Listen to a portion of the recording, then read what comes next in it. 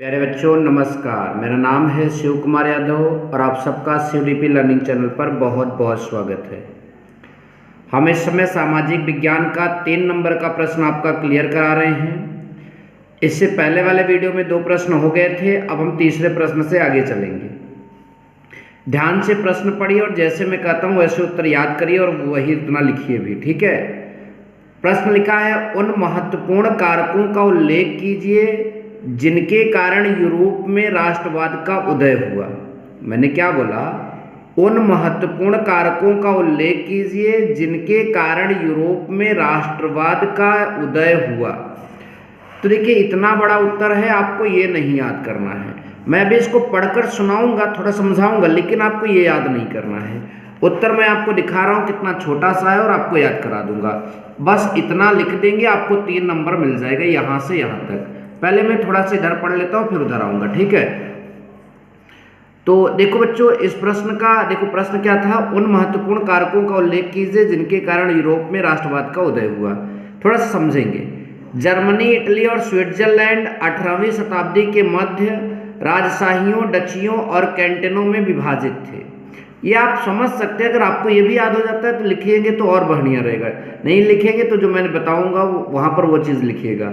तो इन सब में ये देश विभाजित थे जिनके शासकों ने अपना स्वतंत्र प्रदेशों का निर्माण किया था। उन्होंने एक सामूहिक पहचान या एक आम संस्कृति साझा नहीं की। कुछ महत्वपूर्ण कारकों ने यूरोप में राष्ट्रवाद के उदय को जन्म दिया जो निम्न है।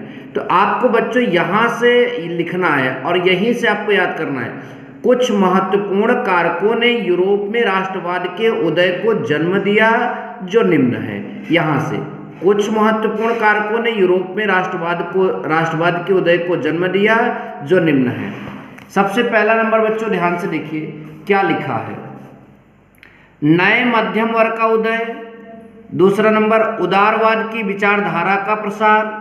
देखिए ध्यान दीजिए, पहला कारण क्या, पहला मतलब कि क्या था? नए मध्यम वर्ग का उदय। दूसरा उदारवाद की विचारधारा का प्रसार। तीसरा क्रांतिकारियों का उदय और चौथा रूढ़िवाद की भावना और वियना की संधि। रूढ़िवाद की भावना और वियना की संधि, ये 4 अगर आप यहाँ तक लिख देते हैं तो राष्ट्रवाद के उदय को जन्म देने का ये प्रमुख मतलब कि कारण बन जाएगा, ठीक है। नए मध्यम वर्ग का उदय, उदारवाद की विचारधारा का प्रसार, क्रांतिकारियों का उदय, रूढ़िवाद की भावना और वियना की संधि। तो आई होप कि आपको यह प्रश्न समझ में आया।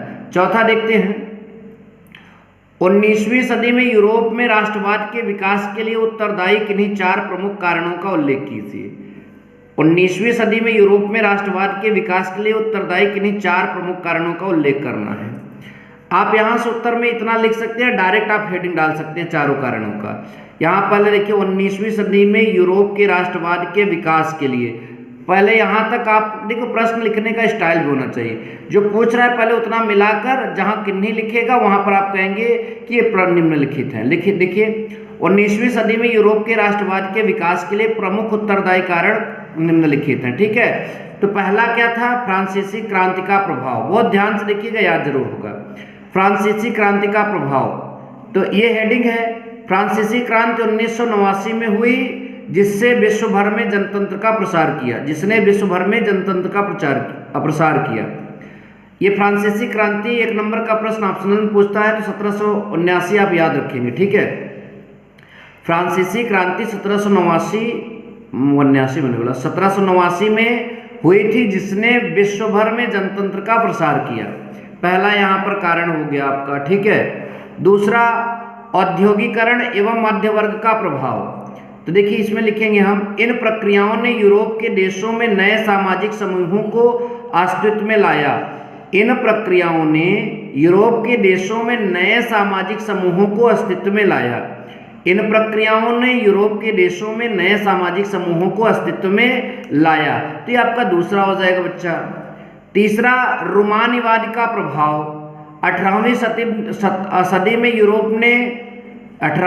में यूरोप ने रोमानी संस्कृति का दुष्प्रभाव था जो समाज में एकलायात्मक, साहित्यिक व बुद्धिवादी तथा राष्ट्रवादी भावनाओं को एक मुख्य रूप का विकास करना चाहते थे। तो इतना आपका तीसरा हो जाएगा। चौथा देखते हैं जल्दी से। चौथा था उदारीकरण। उदारीकरण तत्कालीन समाज में आर्थिक उदारवाद की भावना के साथ साथ राष्ट्र राज्यों को भी बढ़ावा दिया। तत्कालीन समाज में जो उदारीकरण है, तत्कालीन समाज में आर्थिक उदारवाद की जो भावना था उसके साथ साथ राष्ट्र राज्यों को भी बढ़ावा दिया। तो ये आपका हो जाएगा। अब पांचवा प्रश्न देखते हैं। कुलीन वर्ग और नए मध्य वर्ग की महत्वपूर्ण विशेषताओं को स्पष्ट कीजिए। जो कुलीन वर्ग था और नया मध्य वर्ग था उसकी महत्वपूर्ण विशेषताओं को आप बताइए। तो 3 विशेषता बता रहा हूँ, ध्यान से याद कर लीजिए। 3 नंबर का है तो 3 विशेषता तो कम से कम याद लिखेंगे ही ना।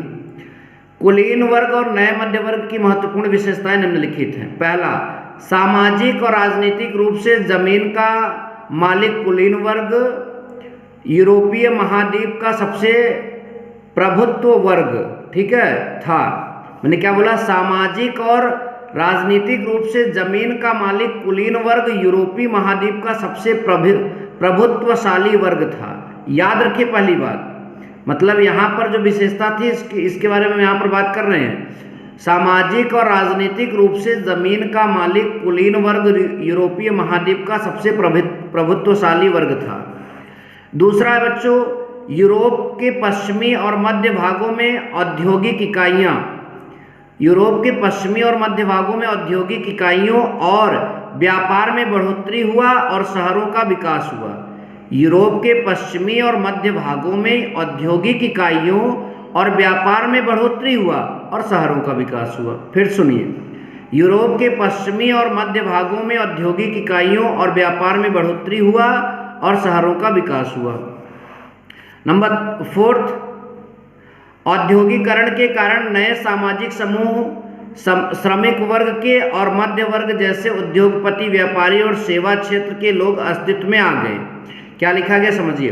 औद्योगिकरण के कारण नए सामाजिक समूह श्रमिक वर्ग के और मध्य वर्ग के जैसे उद्योगपति, व्यापारी और सेवा क्षेत्र के लोग अस्तित्व में आ गए।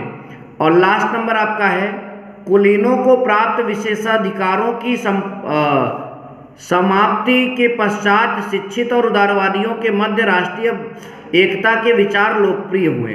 कुलीनों को प्राप्त विशेषाधिकारों की समाप्ति जब हुई, जो विशेष अधिकार उनको दिए गए थे समाप्त हुआ, तो शिक्षित और उदारवादियों के मध्य राष्ट्रीय एकता के विचार लोकप्रिय हुए। तो ये आपका यहाँ पर 4 लिख देंगे तो आपको 3 नंबर मिल जाएगा। नंबर 6 प्रश्न लेते हैं। 6 प्रश्न है, यूरोप में राष्ट्र के विचार के निर्माण में संस्कृति ने किस प्रकार महत्वपूर्ण भूमिका निभाई? उदाहरण सहित स्पष्ट कीजिए। तो देखिए यहाँ पर यूरोप, पहले आप उतना जरूर लिख दिया करें, कम से कम आपको 2-4 लाइन लिखना तो आना चाहिए। देखिए, यूरोप में राष्ट्र के विचार के निर्माण में संस्कृति किस प्रकार, तो निम्नलिखित, मतलब कि संस्कृति ने निम्नलिखित भूमिका निभाई। इस तरह से आप लिख सकते हैं। पहला उतना तो प्रश्न का लिख दीजिए। अब पहला नंबर, क्या निभाया? यूरोप में कला, काव्य, कहानियों, किस्सों और संगीत ने राष्ट्रवादी भावना को निर्मित करने और उन्हें व्यक्त करने में काफी सहयोग दिया। जर्मनी इसका सर्वोत्तम उदाहरण है। ध्यान दीजिए, यूरोप में कई देश होते हैं, तो यूरोप में कला, काव्य, कहानियों, किस्सों और संगीत ने राष्ट्रवादी भावनाओं को निर्मित करने और उन्हें व्यक्त करने में काफी सहयोग दिया। जर्मनी इसका सर्वोत्तम उदाहरण है। फिर हमारा दूसरा यहाँ पर आएगा, रोमानी कलाकारों और कवियों ने एक साझा संस्कृति तथा साझा सामूहिक विरासत की अनुभूति को राष्ट्र का आधार बनाया। ग्रीक इसका सबसे अच्छा उदाहरण है। उदाहरण भी देने के लिए कहा था। फिर तीसरा हमारा है, राष्ट्रीय संदेश को अधिकाधिक लोगों तक पहुंचाने के लिए स्थानीय बोलियों पर बल दिया गया और स्थानीय लोक साहित्य को एकत्र किया गया। उदाहरण पोलैंड और जर्मनी आदि। बाकी क्वेश्चन नेक्स्ट वीडियो में। Thank you so much. जय हिंद, वंदे मातरम।